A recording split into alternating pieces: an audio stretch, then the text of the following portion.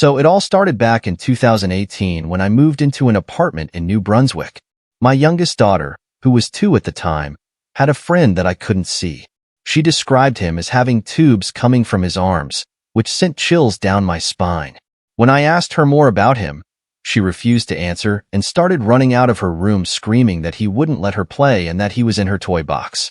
One night, I heard her talking to someone named Mackie, telling him not to sing a certain song because it scared her.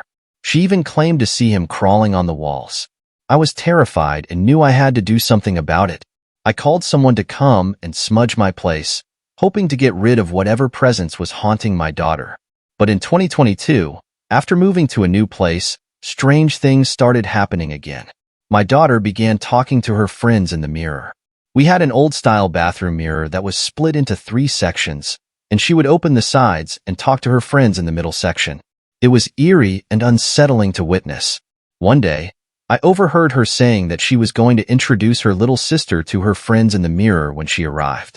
This sent shivers down my spine, and I knew I had to take action once again. I decided to move once more, hoping to leave whatever was following us behind. The mystery of the unseen friend and the friends in the mirror still haunts me to this day. I can't explain what my daughter was experiencing, but I know that there was something otherworldly at play in those moments. The fear and uncertainty of those times will always stay with me, a reminder of the unknown forces that can lurk in the shadows.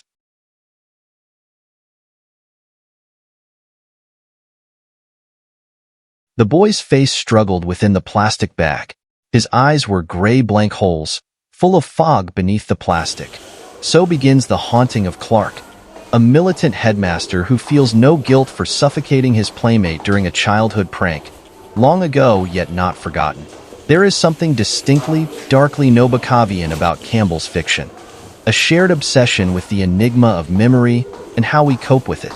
In the Bag is a masterful example. His blurring of past trauma with the supernatural is the literary equivalent of knitting fog. Clark's cruel fate is exceptionally nasty. Like all great horror stories, it ends with a gasp.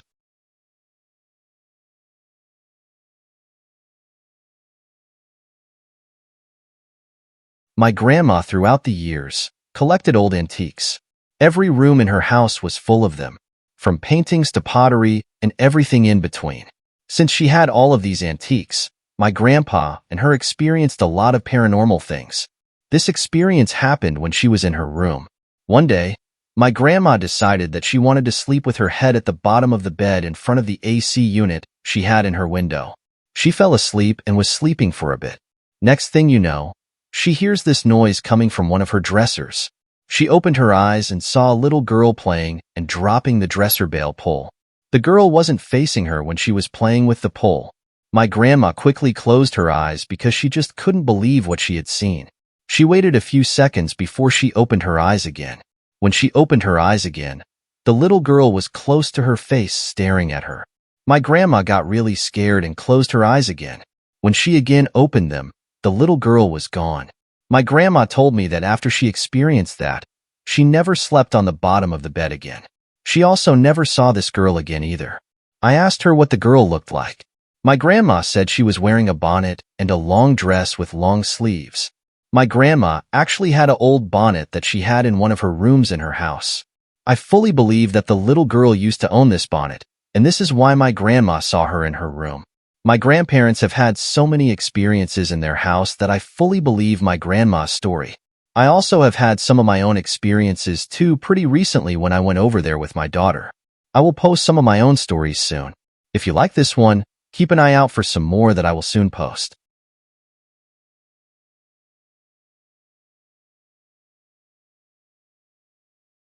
On a stifling tour of Florence, newlywed Caroline breaks free from her controlling husband to explore the Italian countryside. Beyond a dusty track, on a distant hill, a stone tower beckons. As Caroline journeys up its spiral staircase, counting each step, relishing her freedom, the walls close in on her impossible ascent. Or is it descent? While the phallic tower as a patriarchal totem feels a little obvious, what Lasky recounts in sparse prose is anything but. The horror is abstract, the fear suffocating, and Caroline's fate lurks long in the mind. By the end, you'll be gripping the page like a rusty handrail. Lasky was best known as a vinegary literary critic. The Tower was a rare foray into horror. I wish she had written more.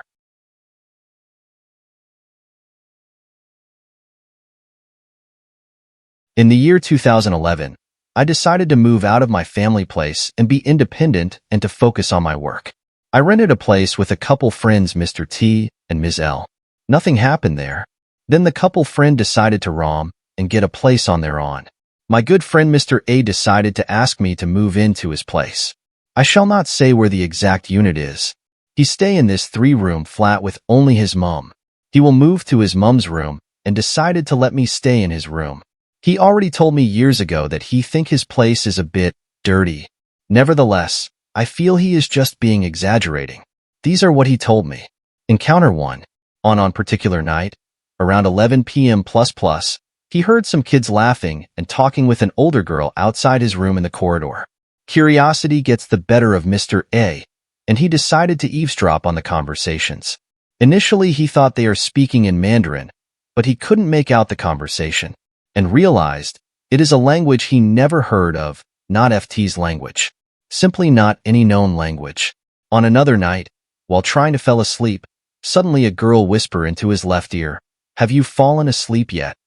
He ran to his mum room and sleep. 3. His mum used to nap a lot. Sometimes she will feel something playing with her lips, tickling, feeling. 4. On one night, she wakes up and saw a female apparition. She pretends nothing happens and continue to sleep. Also, she experiences ghost pressing the chest effect. They have since then asked monks to come and bless the house. By the way, it is a resale. They have stayed there for almost 20 years. The first few years, nothing encountered. Nevertheless, I dismissed the story as just fantasies, and the scenario of ghost pressing the chest is just sleep paralysis. So I moved into his house and rented his room. Friend Mr. T would also be staying with me till he officially married. My encounter. I always never believed in ghosts, so I didn't think of it much. But then things starts to change. I only had one encounter, and it is not exactly frightening, but it does makes me feel the place is occupied. I was doing my work till late in the night. Mr. T is not sleeping in Mr. A's house that night. He has went to Ms. L place to sleep. So I was doing my work till 4 a.m. with the lights on in my room. Then at 4:15 a.m. suddenly, I heard very distinct knock on my room's door. Knock, knock, knock. 3 knocks. Because it is dead quiet in the middle of the night, I am pretty sure it was someone knocking on my door.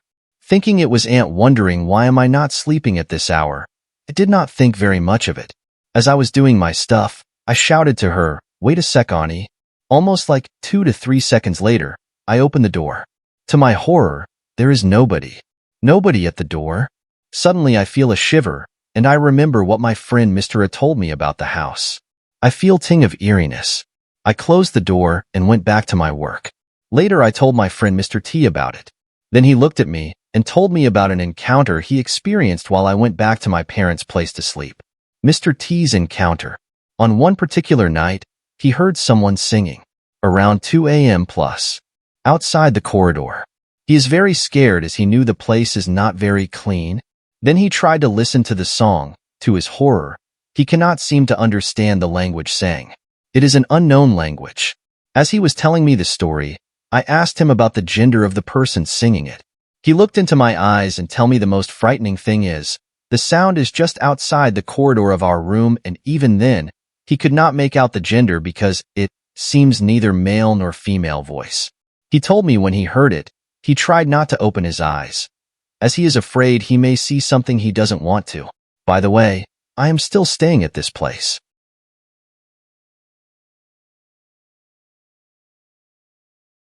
In Colombia, the Hotel del Salto has more stories as one of the most haunted places on earth, more than it does actual tenants. Turned into a museum, the hotel was designed by architect Carlos Arturo Tapias back in 1923, overlooking the Tequendama Falls. The views were said to be spectacular, but guests kept getting a little too close to the falls. Translated to Hotel of the Leap, the Hotel del Salto is full of stories of people leaping to their deaths. According to local legend, The indigenous Muisca tribe escaped from Spanish colonizers by leaping off the cliffs some centuries before.